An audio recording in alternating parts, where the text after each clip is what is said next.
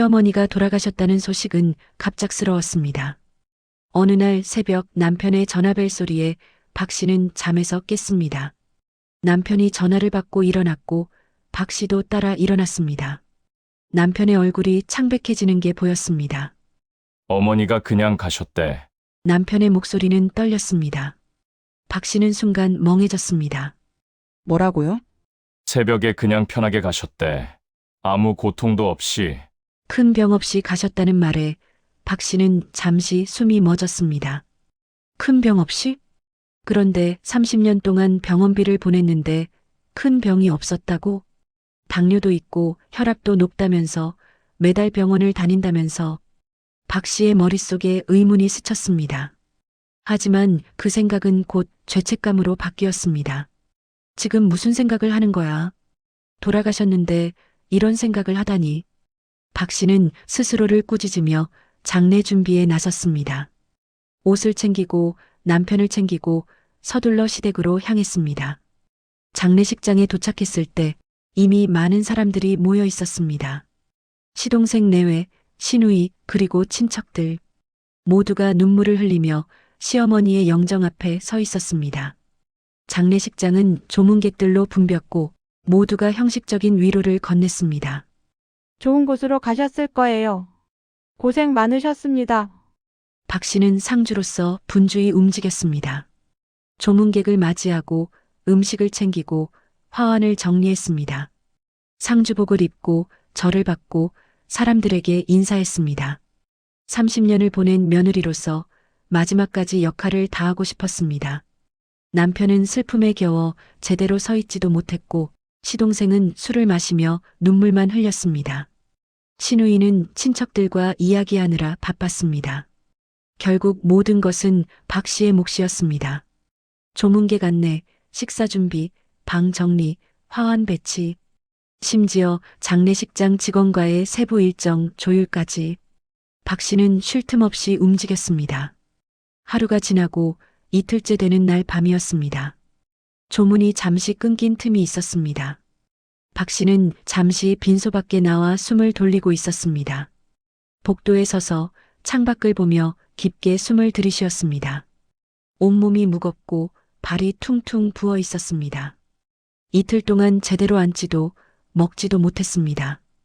그때였습니다. 시누이가 웃으며 다가왔습니다. 시누이는 화장을 고치고 나온 듯 얼굴이 환했습니다. 언니, 그동안 정말 고마웠어요. 박 씨는 고개를 숙였습니다. 무슨 말씀을 제가 당연히 해야 할 일인걸요. 시누이가 박 씨의 손을 잡았습니다. 아니에요. 진짜 고마워요. 시누이가 말을 이었습니다.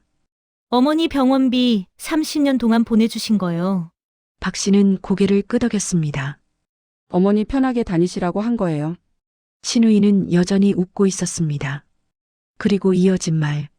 아무렇지도 않게 웃으면서 우리 오빠네 애들 학원비 다 거기서 나왔잖아요. 순간 장례식장의 소리가 멀어졌습니다. 누군가 울고 있었고 누군가는 밥을 먹고 있었지만 박 씨의 귀에는 아무것도 들리지 않았습니다. 형광등 불빛만 눈부시게 느껴졌습니다. 뭐라고요? 박 씨의 목소리는 떨렸습니다. 시누이는 여전히 웃고 있었습니다. 언니도 알고 있던 거 아니었어요. 우리 조카들 영어 학원, 피아노 학원 다 보낸 거. 오빠네 큰애가 미국 유학 간 것도, 작은애가 의대 간 것도 다 그 돈으로 학원 보낸 덕분이에요. 농담인가 싶었습니다. 잘못 들은 줄 알았습니다. 박 씨는 시누이의 얼굴을 빤히 쳐다봤습니다. 하지만 시누이의 표정은 너무도 자연스러웠습니다. 마치 당연한 이야기를 하듯 아무런 죄책감도 없이 그저 감사하다는 표정으로 말했습니다. 박 씨는 손이 떨렸습니다. 입술이 바싹 말랐고 목소리가 제대로 나오지 않았습니다. 병원비라고 했어요. 남편이 어머님 병원비라고. 시누이가 고개를 갸웃했습니다. 어머니 아프시긴 했죠? 근데 국민건강보험 있으니까 병원비는 얼마 안 나왔어요. 한 달에 한 번 병원 가시는데 약값이랑 다 해봐야 10만 원도 안 나왔어요. 박 씨는 벽을 짚었습니다. 시누이는 계속 말을 이었습니다. 그래서 남은 돈으로 조카들 학원 보낸 거예요. 어머니가 직접 그러라고 하셨어요. 손주들 교육이 제일 중요하다고. 잘 키워야 한다고. 언니도 당연히 알고 계신 줄 알았는데. 몰랐어요? 그 말이 끝나기도 전에 박 씨는 그 자리에서 주저앉을 뻔했습니다. 30년, 2억 8,800만 원. 병원비가 아니라 조카 학원비.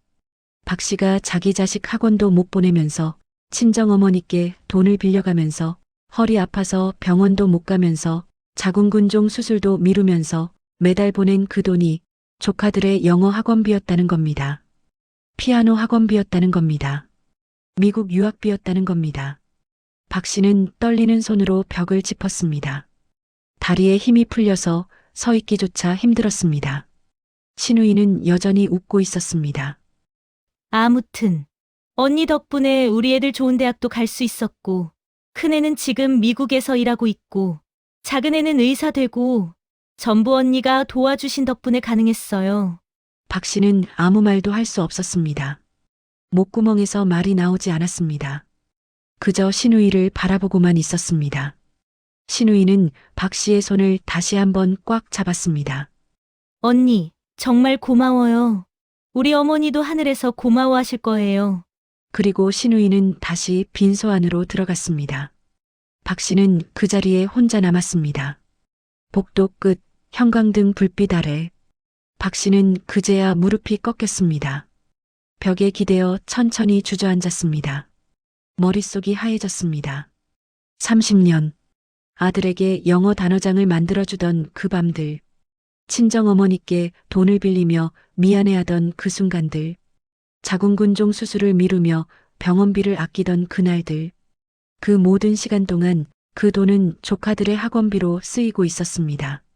그날 장례식장은 조용했지만 박 씨의 인생은 그 자리에서 무너지고 있었습니다. 30년간 쌓아온 믿음이 한순간에 무너지는 소리를 아무도 듣지 못했습니다. 박 씨는 한참을 그 자리에 앉아 있었습니다. 눈물도 나오지 않았습니다. 그저 멍하니 빈 벽을 바라보고만 있었습니다. 조금 후 남편이 복도로 나왔습니다. 박 씨를 찾아서 나온 것이었습니다. 여보, 왜 여기 앉아 있어? 조문객 오셨어. 박 씨는 남편을 올려다봤습니다. 남편의 얼굴을 보는데 갑자기 궁금해졌습니다. 당신은 알고 있었나요? 하지만 그 질문은 입 밖으로 나오지 않았습니다. 박 씨는 천천히 일어났습니다. 그리고 다시 빈소 안으로 들어갔습니다. 조문객을 맞이하고 절을 받고 인사를 했습니다.